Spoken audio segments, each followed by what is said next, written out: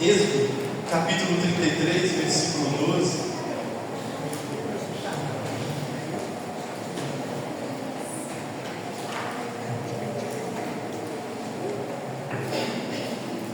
Êxodo 33, verso 12.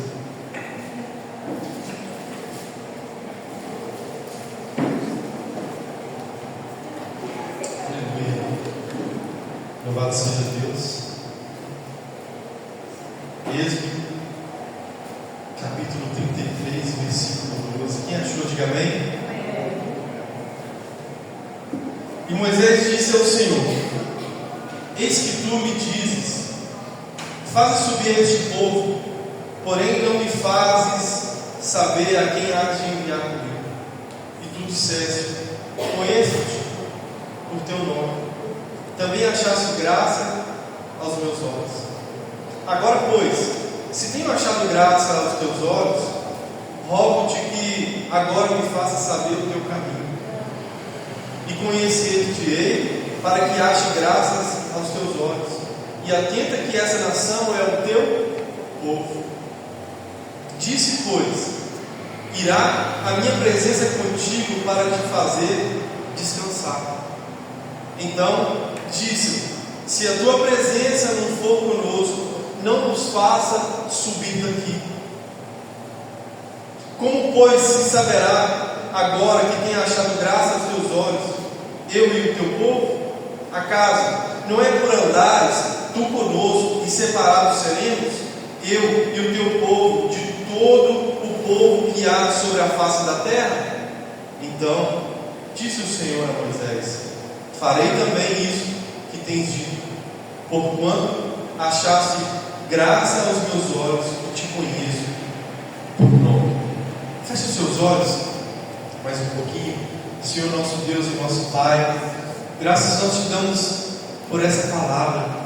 Te pedimos, meu Deus, nessa hora, que o Senhor possa falar no nosso coração, ministrar, meu Pai, no nosso coração aquilo que somente o Senhor pode ministrar.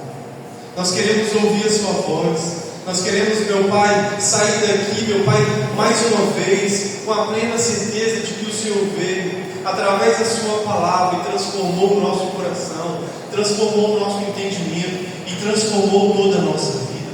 Nós queremos, meu Pai, que o Senhor possa fazer morada, meu Deus, em nós, porque toda palavra, toda semente que cai numa terra boa, ela cresce e dá frutos. Seja assim conosco, meu Pai, a partir da tua palavra. Que o nosso coração seja essa terra boa e que a tua palavra, meu Deus, seja a semente que vai cair nessa terra boa, em o nome de Jesus. Amém e amém. Irmãos, eu quero compartilhar uma palavra com vocês nesse dia de hoje,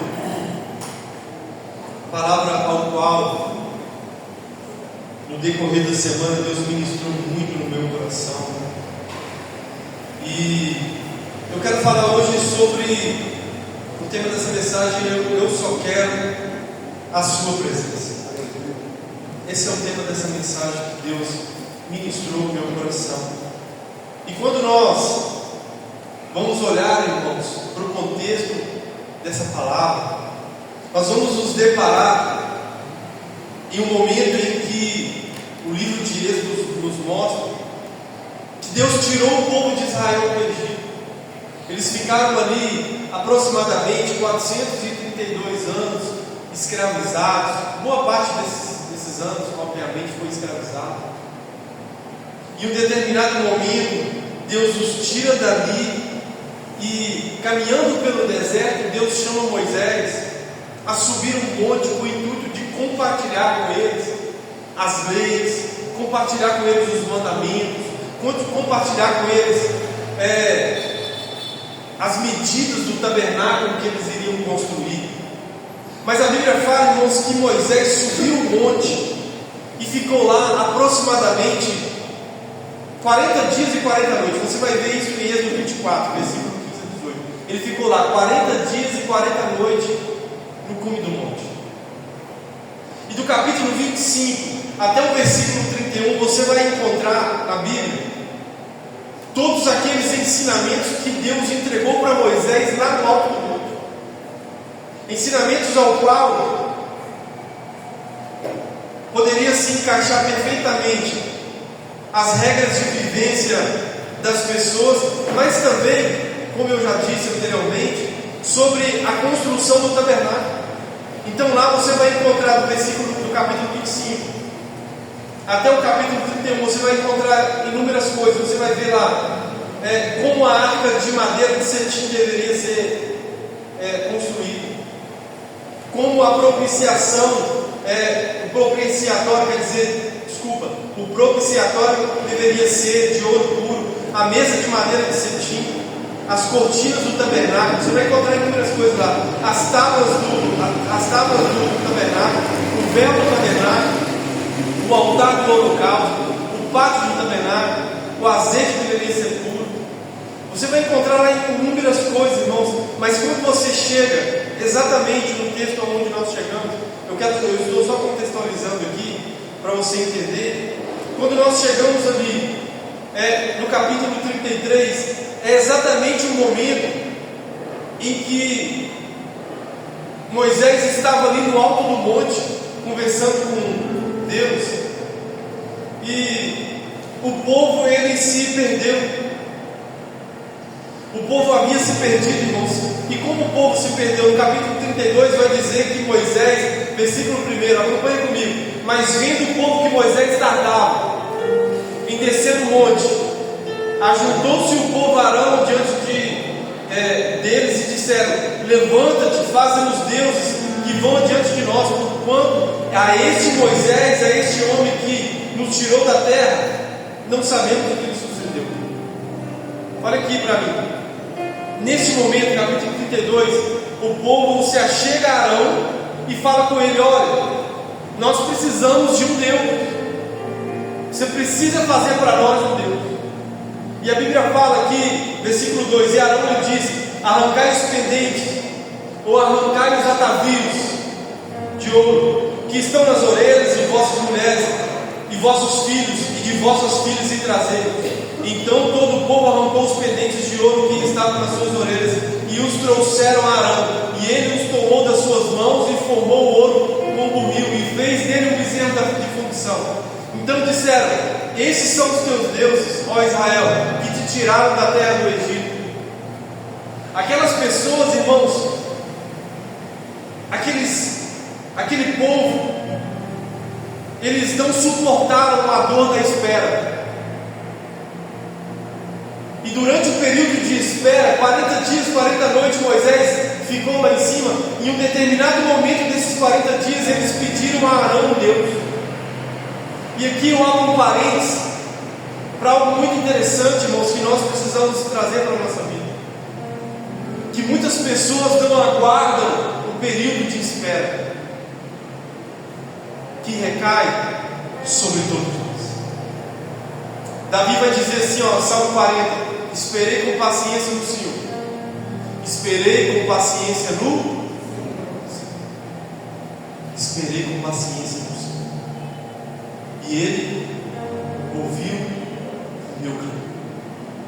Ele inclinou seus ouvidos para mim e tirou-me do charque, do lamaçal, do lodo.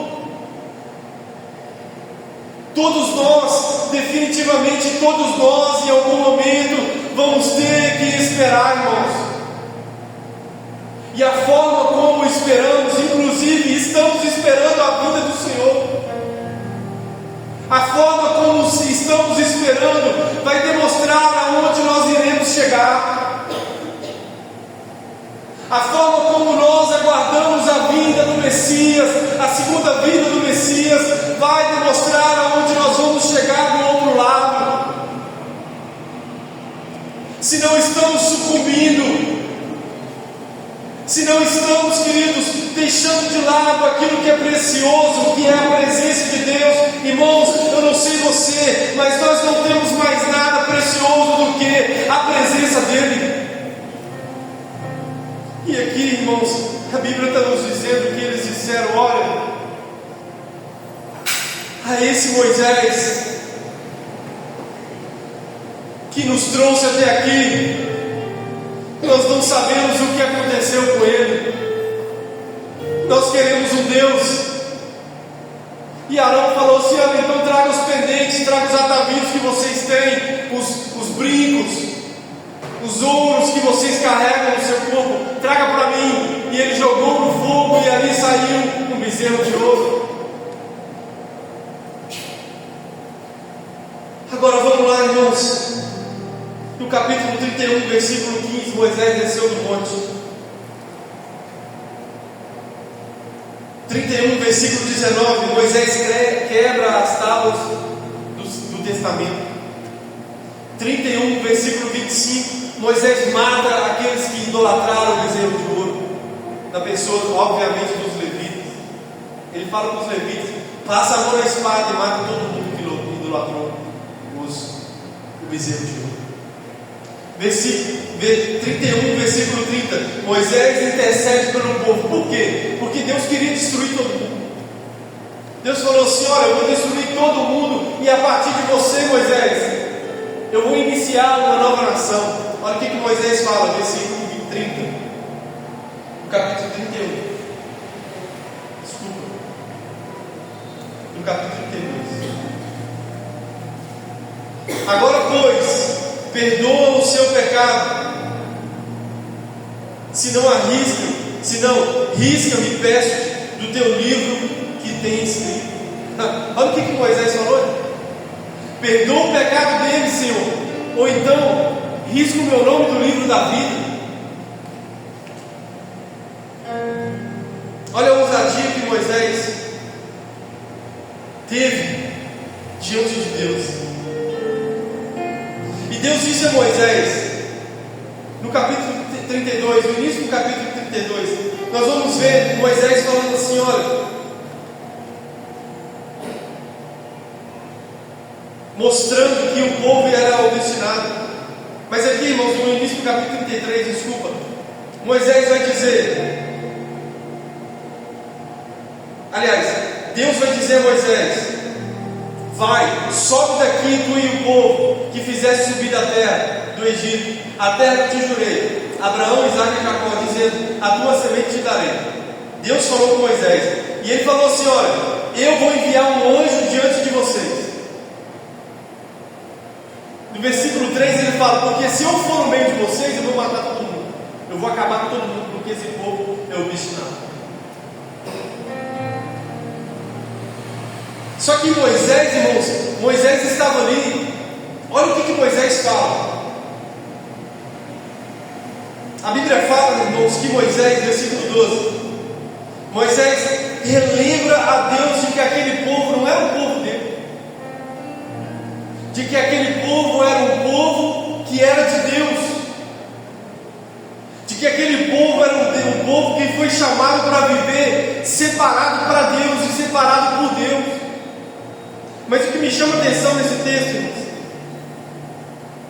é que no versículo 4 do capítulo 33, quando o povo ouviu a má notícia, entristeceram e nenhum deles pôs em si os seus atavios.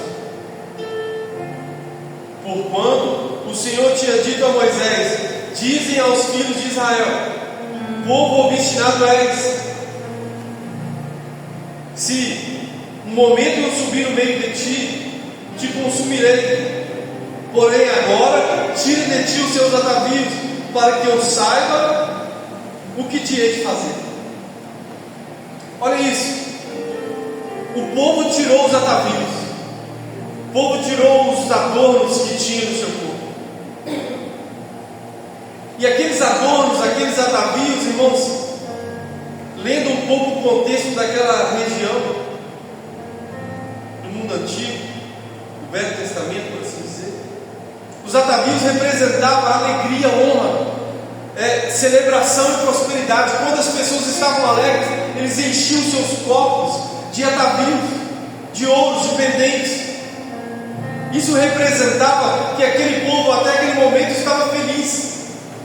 E quando eles mesmos tiram seus atavios, eles estavam tendo a dimensão de que o pecado havia corrompido a comunhão.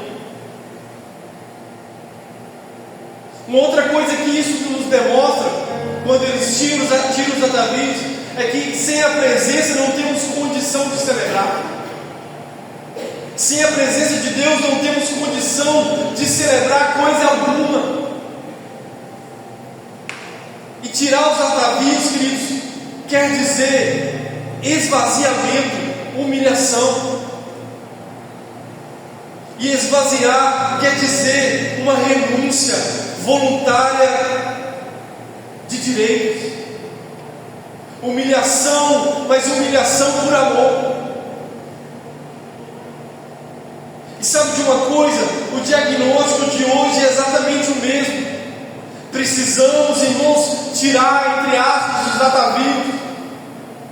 Precisamos nos esvaziar daquilo que está nos distanciando de Deus. Ora, a Bíblia vai dizer que eles pegaram os seus atavios e entregaram para Arão e fizeram um bezerro de ouro. E os que eles continuaram no seu corpo representava que eles estavam celebrando. Mas a celebração é porque eles estavam longe de Deus. Eles perderam o sentido de celebrar, perderam o sentido de viver uma vida alegre. Volto a dizer, parte dos seus atavios foi entregue para Arão e construíram um bezerro de ouro. E aqueles que ficaram no seu corpo representavam na vida deles que eles estavam celebrando e estavam alegres. Agora, quando chega a notícia de que Deus, o verdadeiro Deus, não iria mais subir até Canaã com eles tiram os seus atavios e Deus manda tirar os seus atavios. Isso quer dizer, nós precisamos nos esvaziar de nós mesmos. Nós precisamos nos humilhar e nos humilhar diante de Deus. Nós precisamos chegar hoje ao entendimento que nós não conseguimos produzir a presença. Quem aqui consegue produzir a presença de Deus? Ninguém. Mas uma coisa nós temos a certeza, de que aquele que é poderoso, Efésios 3:20, vai dizer, ora, aquele que é poderoso para fazer infinitamente mais, além daquilo que pedimos ou pensamos, segundo o poder que nos opera. A Bíblia está dizendo que Jesus é poderoso e existe uma promessa da presença para a nossa vida. Nós precisamos, irmãos, nos esvaziar. Estamos cheios de atavios.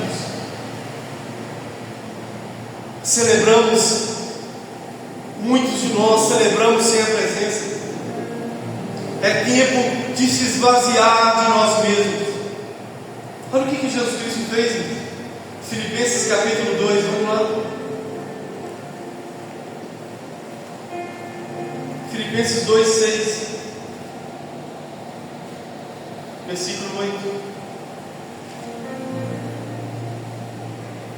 Tendo por certo, escuta, 2:6.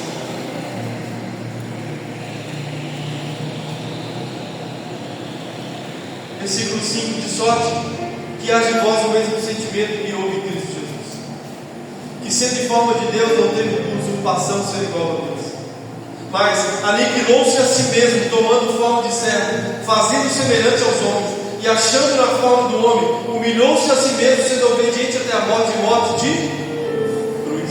Pelo que também Deus o exaltou soberanamente, e lhe deu um nome que está acima de todo nome, para que ao nome de Jesus se dobre todo o joelho dos que estão nos céus, na terra e debaixo da terra, e toda língua confesse que Jesus Cristo é o Senhor, para a glória de Deus Pai. Agora vamos lá, raciocina comigo, irmãos. Se o nosso amado e Senhor Jesus se esvaziou de si mesmo para se fazer em forma de homem, imagine nós que somos falhos, errôneos. 2 Coríntios capítulo 8, versículo 9.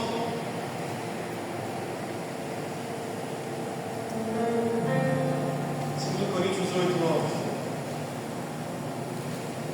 Porque já sabeis a graça de nosso Senhor Jesus Cristo, que sendo rico, por nós se fez pobre, para que pela sua pobreza enriquecesse. Marcos capítulo 8, versículo 34. Ainda sobre se esvaziar, irmãos. Jesus Cristo, sendo rico, se fez pobre, se esvaziou, para que nós, que somos pobres, pela sua riqueza, pudéssemos nos tornarmos ricos. Mas olha o que a Bíblia vai dizer no tocante à nossa vida de discipulado. Marcos capítulo 8, versículo 34. Olha o que a Bíblia vai dizer, irmãos.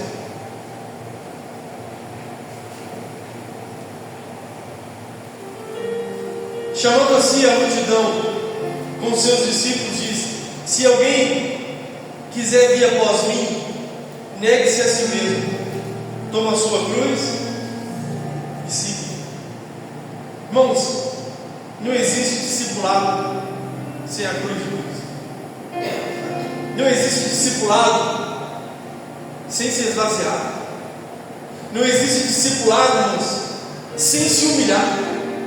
Aquele que deseja vir após mim, negue-se a si mesmo, tome a sua cruz e siga-me. E muitos de nós achamos, irmãos, que cheios de atavios, cheios de pompa, sabe? Porque eu alcancei o diploma de teologia, porque agora eu já li a Bíblia toda, porque agora eu já sei cantar, porque agora eu já sei tocar alguma coisa. Não, irmãos, definitivamente nós não sabemos nada, nós não produzimos nada. O que nós precisamos definitivamente é da presença de Deus. 1 Pedro capítulo 5, versículo 6. 1 Pedro 5, 6.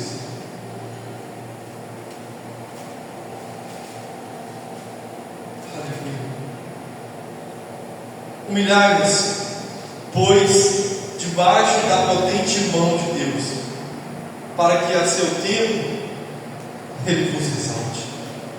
Versículo 7. Lançando sobre Ele toda a vossa ansiedade, porque Ele tem cuidado de nós. Agora, muitas das vezes, irmãos, as pessoas focam nesse texto aqui apenas na parte B. No tempo de Deus Ele vai me exaltar. Ainda utiliza isso para pisar nos outros. Deus vai me exaltar com ar de soberba. Irmãos, pare com isso. O texto vai dizer: humilhai-vos debaixo da potente mão de Deus. Por quê?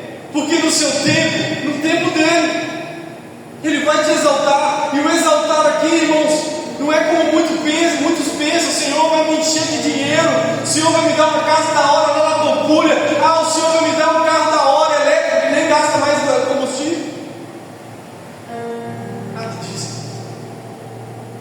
Não existe riqueza maior do que a presença de Deus na nossa vida.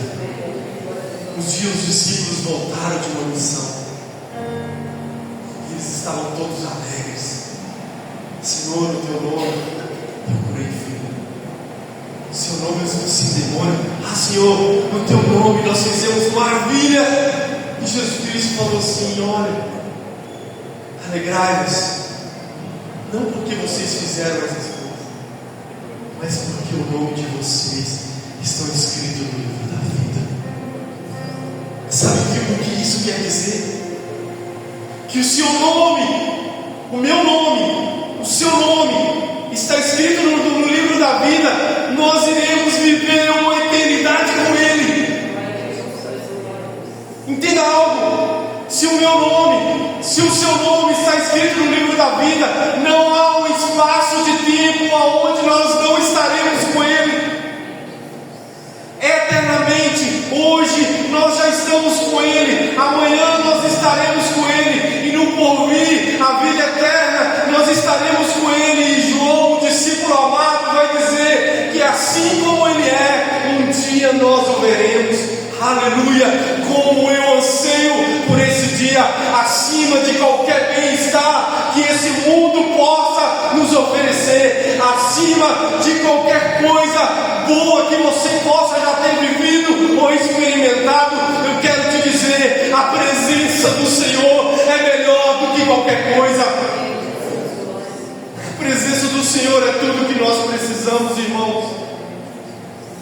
Olha o que Moisés está dizendo No versículo 12, onde nós vamos agora sim pegar o texto e fazer uma análise pelo Espírito Santo de cada um dos versículos. A Bíblia está dizendo, olha o que Moisés, irmãos, a resposta de Moisés, Deus falou com ele assim: Moisés, pega esse povo, fala para eles o seguinte: eu vou mandar um anjo no meio deles, e vocês, vai juntamente com esse anjo vai livrar vocês de todos os seus inimigos. Aí Moisés falou assim: não, deixa eu conjecturar aqui um pouco. Moisés falou assim: não foi um anjo que me conheceu lá na sarça ardente, não foi um anjo que mandou eu enviar uma vara no meio do mar para ele abrir, o povo passar. Ei, foi a tua presença que me fez chegar até aqui, é a tua presença que eu quero comigo para poder chegar lá. Moisés está dizendo assim, irmãos, olha, no versículo 12: e Moisés disse ao Senhor: eis que tu me dizes fazer subir a esse povo, porém não me fazes saber a quem há de enviar comigo. E tu disseste: conheço-te pelo teu nome, também achaste graça aos meus olhos. Agora, pois, se tenho achado graça aos teus olhos, rogo-te que agora me faças saber o teu caminho, e conhecer-te-ei, para que ache graça aos teus olhos, e atenta que essa nação é o teu povo. Versículo 14: disse, pois, irá a minha presença contigo, para te fazer descansar.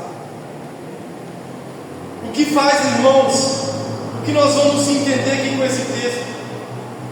Moisés está dizendo aqui, relembrando a Deus aquilo que Deus outrora havia falado para ele: olha, a tua presença nos foi prometida para fazer descansar. E essa palavra descanso, no grego quer dizer nuacho, ela quer dizer alívio, ou aliviado, quieto, calmo. Quantos aqui precisam de alívio, irmãos? Quantos aqui precisam de descanso? Eu preciso, irmãos, nós precisamos de descanso. Agora, entenda algo nessa noite.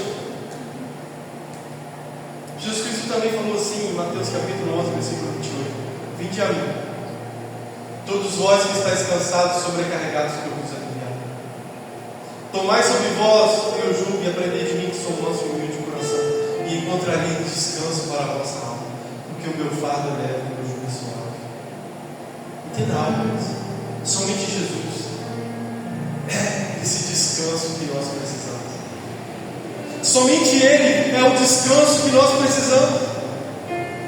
E o convite está sendo feito para nós de descanso. Jesus está nos chamando nesses dias para descansar nele. Jesus está chamando pessoas nesse dia de hoje a descansar nele, descansar o seu coração nele. Talvez você chegou aqui hoje, sabe, cansado de tudo aquilo que o mundo tenta imprimir na sua vida. Jesus está dizendo para nós nesse dia de hoje: vinde a mim, todos vós que estáis cansados, sobrecarregados, que eu vos aliviarei.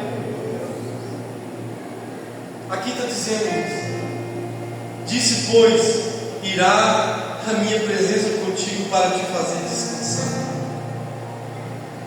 A presença do Senhor é que nos dá o descanso. Porque viver cansa, sim ou não? Viver é cansativo. Se a gente falar o contrário, é mentira. Quantas vezes que nós falamos assim: olha, vou tirar um dia de descanso. Um dia de descanso é bíblico. Vou ficar um tempo em casa descansando. Quando pensa que não, você fala: eu estou cansado de ficar à toa. Sim ou não? Estou cansado de ficar à toa. É assim. E aí você volta a trabalhar depois você fala assim: ó, agora estou cansado. É assim. Até ficar parado cansa. Por isso que Jesus Cristo, ainda mais as dificuldades que vivemos no dia moderno, no tempo que se chama hoje, casa, família, trabalho, entende? Tudo aquilo que nos cerca, irmãos, as dificuldades, as lutas, tudo aquilo que nos cerca nos faz cansar. Por isso que Deus está nos chamando para viver uma vida com Ele, com a presença dEle. Porque quando eu já cheguei em um momento assim, momento que eu pensava que eu ia desistir de tudo, momento que eu pensava que eu não ia suportar mais. Aí eu lembrei dessa palavra do Senhor Jesus me convidando: vinde a mim, vós que estáis cansados, sobrecarregados. Deixa eu falar algo para você aqui nesse dia de hoje. Você não precisa viver uma vida cansada. Jesus está disponível para trocar esse fardo com você. Ei, Jesus está disponível para tirar esse cansaço excessivo da sua vida.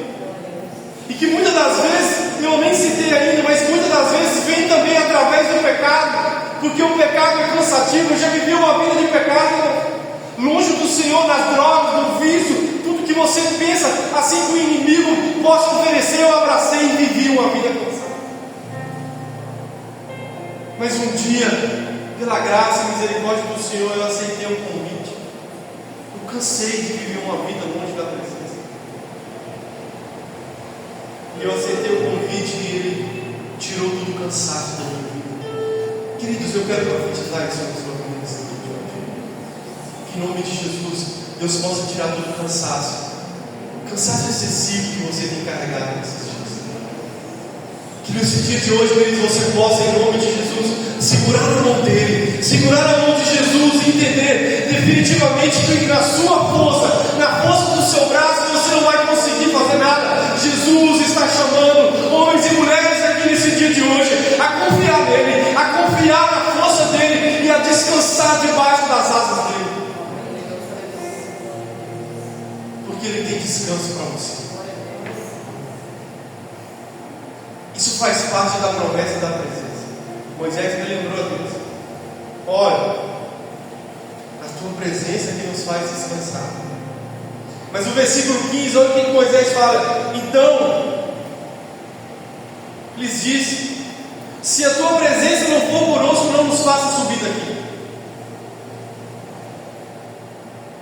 Como, pois, se saberá agora que tenho achado graça aos teus olhos, eu e teu povo, acaso não é por andares tu conosco e separados seremos, eu e teu povo, de todo o povo que há sobre a terra, face da terra? Ou seja, Moisés estava relembrando a Deus como se isso fosse necessário, porque Deus, Ele conhece todas as coisas. Mas olha, interessante, Moisés era um homem que falava face a face com Deus, uma pessoa íntima e que não abria mão da presença de Deus. A Bíblia fala, irmãos, que Moisés falou com Deus: olha, se a tua presença não for conosco, não faça-nos sair daqui.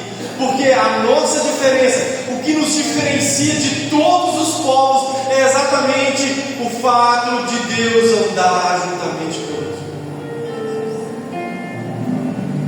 E não obstante, essa é exatamente a diferença que temos.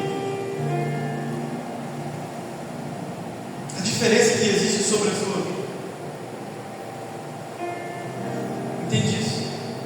O que vai fazer a diferença na minha vida e na sua vida, irmãos, é exatamente a presença de Deus.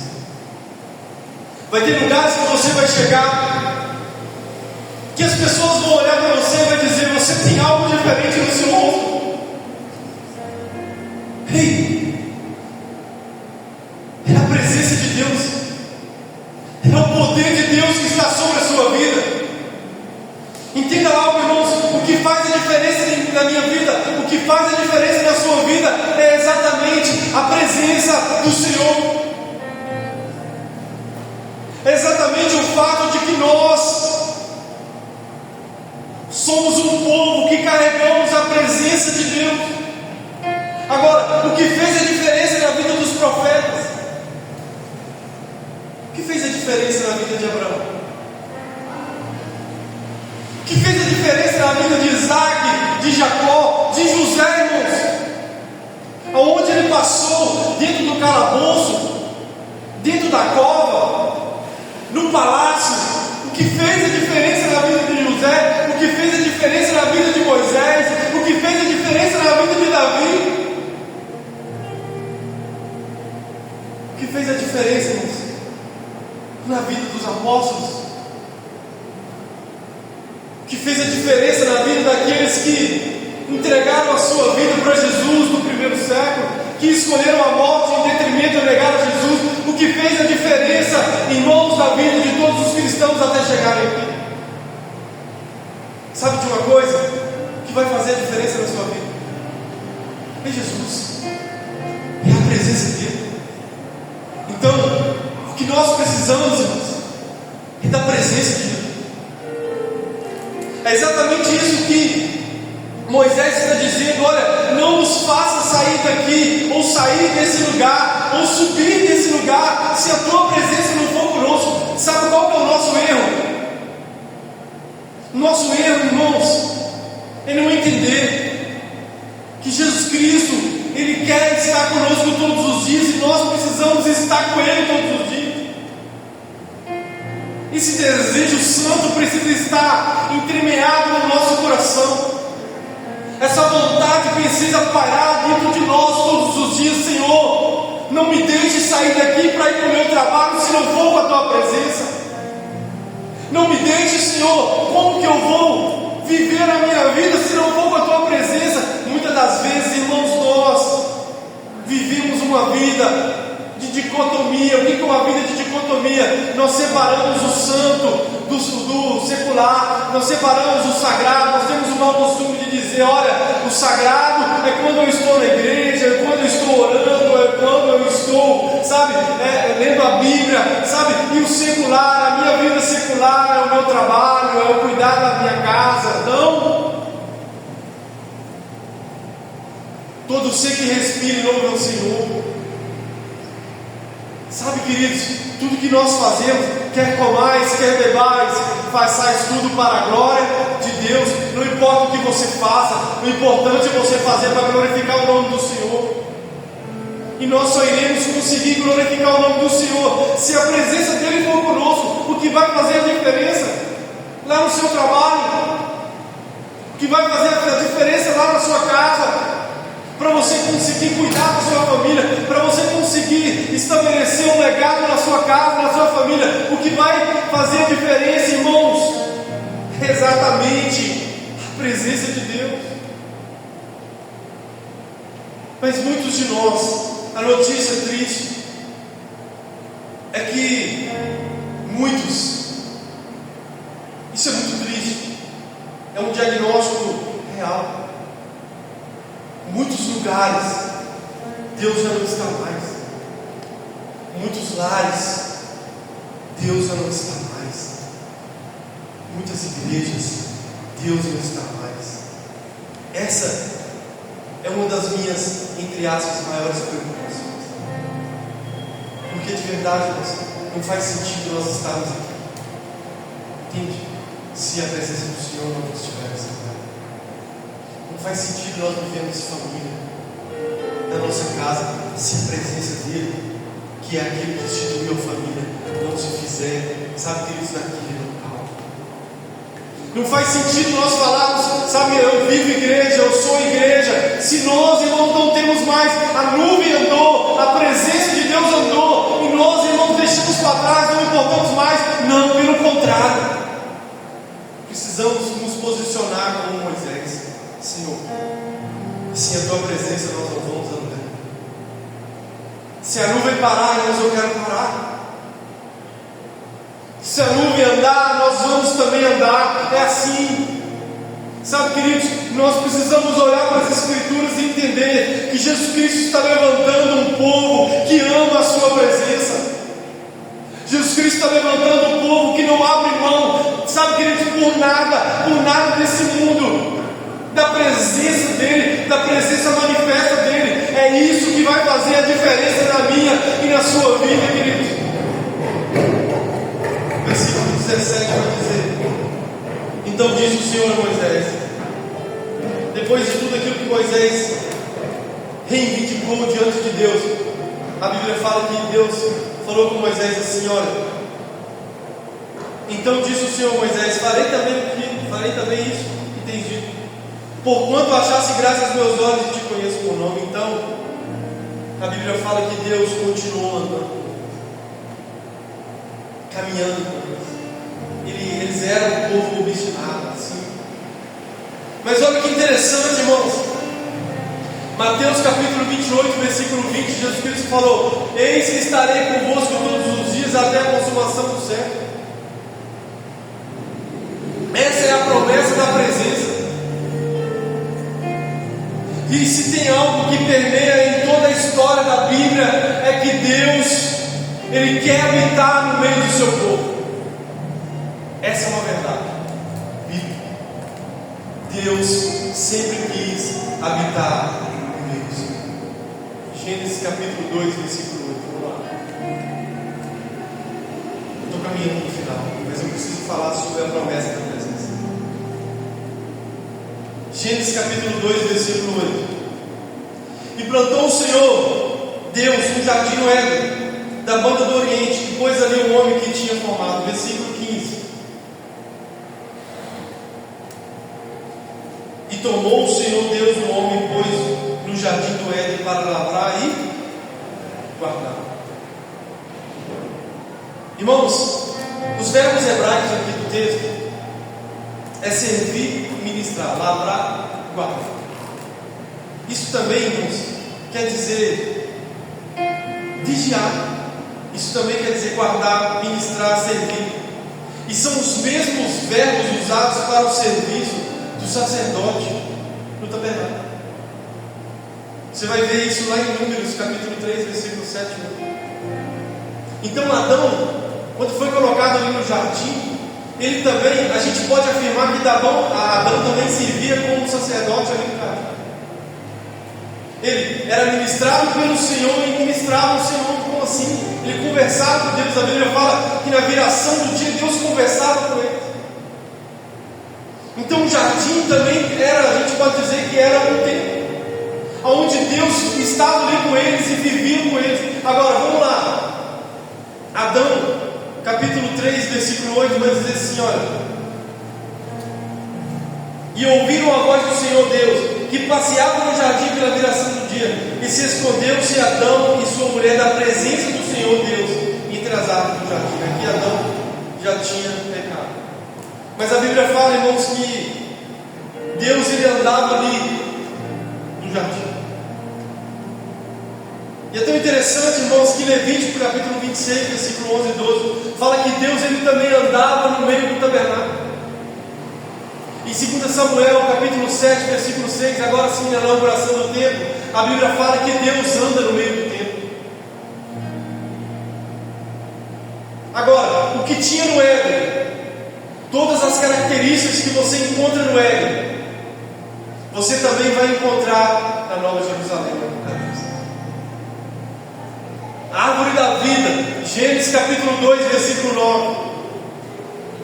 Apocalipse, capítulo 22, versículo 2. No Éden tinha a árvore da vida, na Nova Jerusalém também haverá o rio que fluía da presença de Deus. Gênesis capítulo 2, versículo 10. Apocalipse, capítulo 22, versículo 1. E obviamente a presença manifesta de Deus. Acabei de ler, Gênesis 3, 8. E Apocalipse 21, versículo 3. Qual é a conclusão? A conclusão, irmãos, é que existe a promessa da presença. Deus sempre quis se relacionar com o homem. Deus sempre quis, irmãos, habitar no meio do povo. Agora vamos lá, irmãos. Nós não abraçamos essa promessa. Olha o que a Bíblia vai dizer em Apocalipse 21. Vamos lá.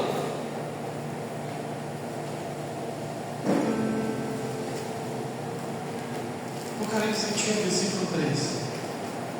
Versículo 1. E vi um novo céu e uma nova terra, porque já o primeiro céu e a primeira terra passaram, e o mar já não existe. E eu, João, vi a cidade santa, a Nova Jerusalém, que de Deus descia do céu, adereçada como uma esposa ataviada para o seu marido. E ouvi uma grande voz do céu que dizia: eis aqui o tabernáculo de Deus com os homens, pois com eles habitará. Com eles o quê?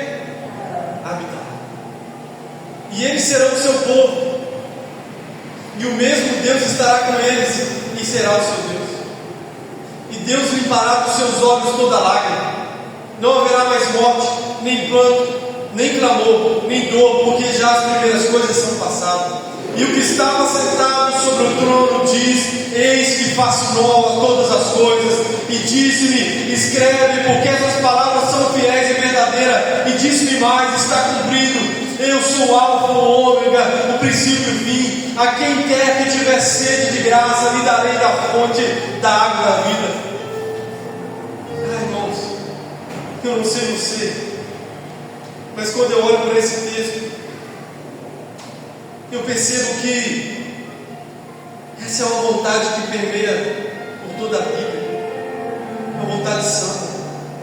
Olha, Deus, Ele conversava com o homem no Éden. Deus, Ele mandou o homem construir um tabernáculo para ele vir e o homem poder acessá-lo e ele andar no meio do povo de Israel. Mais na frente, Deus proibiu Davi de construir o seu templo, mas permitiu ele de construir um tabernáculo, que é também conhecido como tabernáculo de Davi.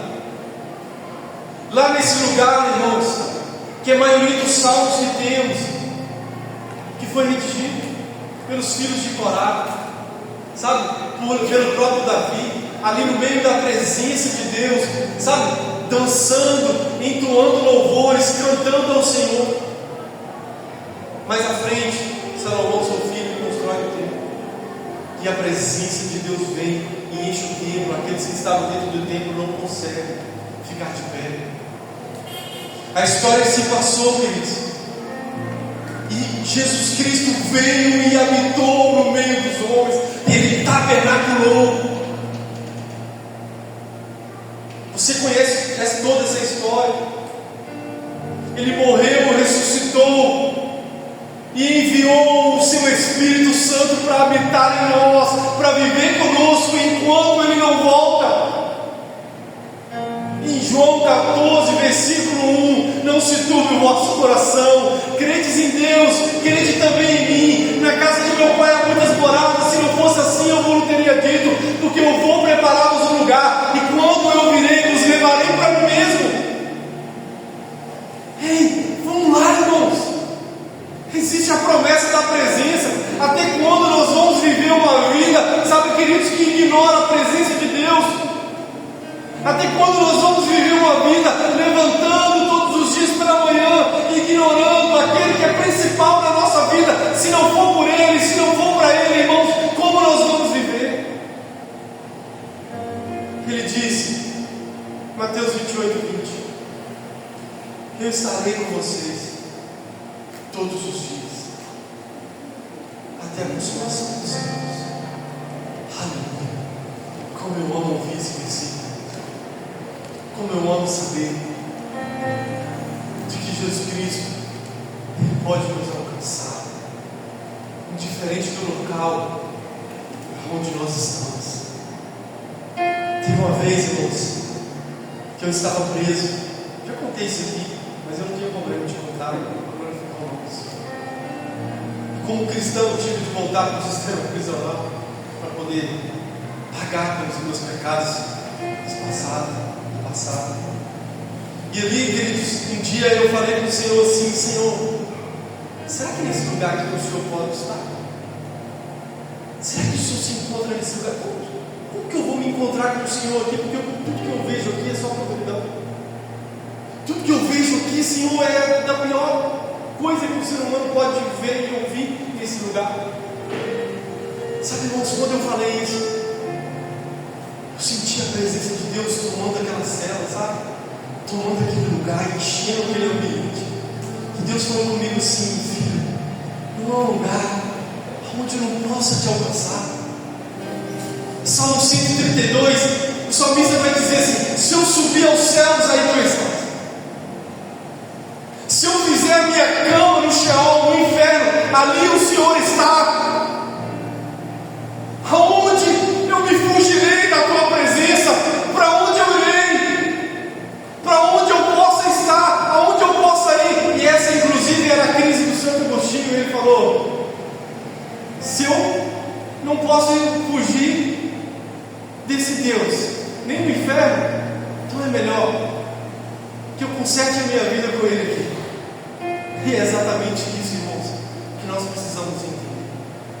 Para de correr. Deixa eu te dizer algo, para de correr atrás do vento.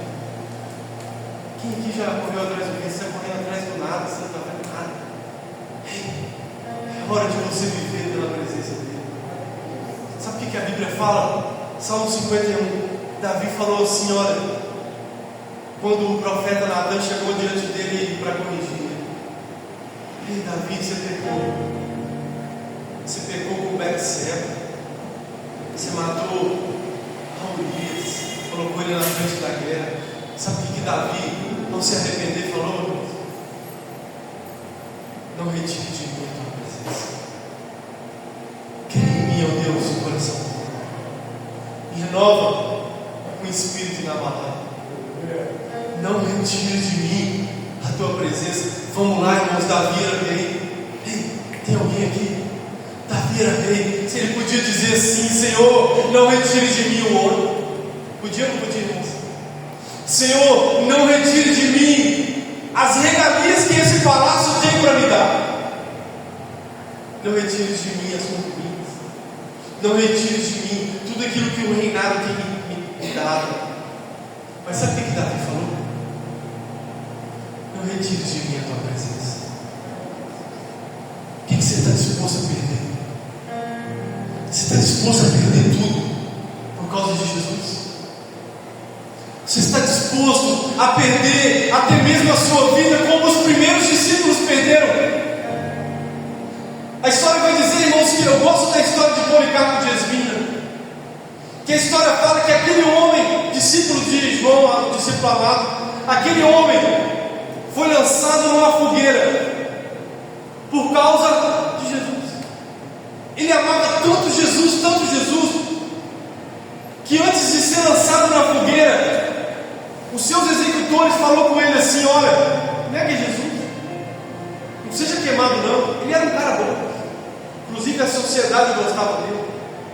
Antes de ser preso, a história fala que ele cozinhou para aqueles que estavam levando, os soldados que iam levar ele para a morte. Ele falou assim: me deixa, eu vejo que vocês viajaram por muito tempo, deixe-me cozinhar para vocês. Ele cozinhou, orou e foi levado para a morte. E antes de experimentar a fogueira, eles falaram: negue Jesus e você vai ser salvo. Você não vai experimentar da fogueira, você não vai morrer. E ele falou assim: como eu posso negar aquele que só tem me feito bem? Como eu posso negar Jesus que só tem me feito bem? E assim somos nós, irmãos. Nós não podemos, queridos, mais olhar para as coisas desse mundo. Nós não podemos mais olhar para aquilo que nos cerca. Nós não podemos mais olhar para a força da tempestade. Nós precisamos olhar e querer a presença manifesta de Deus. Nós queremos, irmãos, essa tem sido a minha oração. Senhor, muda a realidade desse lugar, muda a realidade dessa igreja, muda a realidade desse bairro, muda a realidade dessa cidade. Senhor, muda a realidade desses lugares.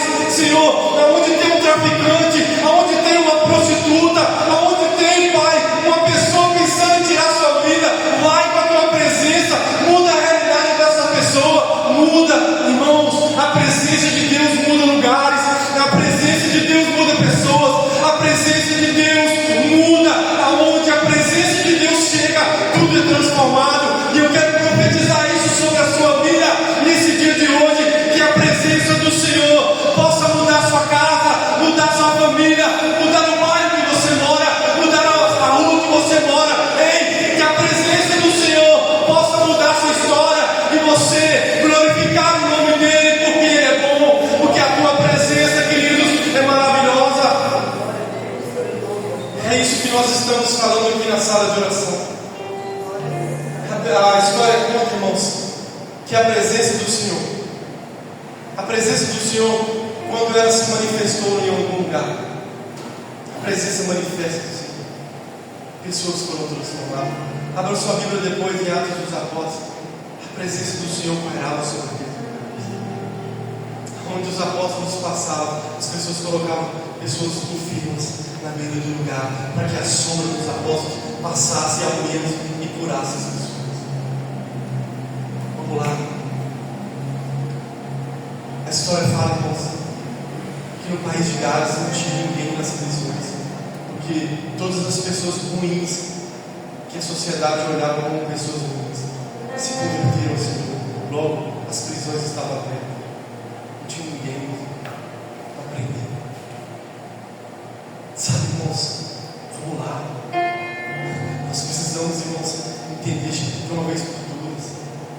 não é a presença do Senhor. Nós vamos viver, igreja, pela presença dele. Então, irmãos, não faz sentido. Sabe como nós vamos fazer isso? Nós precisamos tirar os desafios. Perder os diplomas, sim. Paulo falou: tudo que eu alcancei eu considero como estilo, eu considero como nada, para poder ganhar a Cristo, para poder ganhar a presença dele. Ei, vamos lá. Nós precisamos entender isso.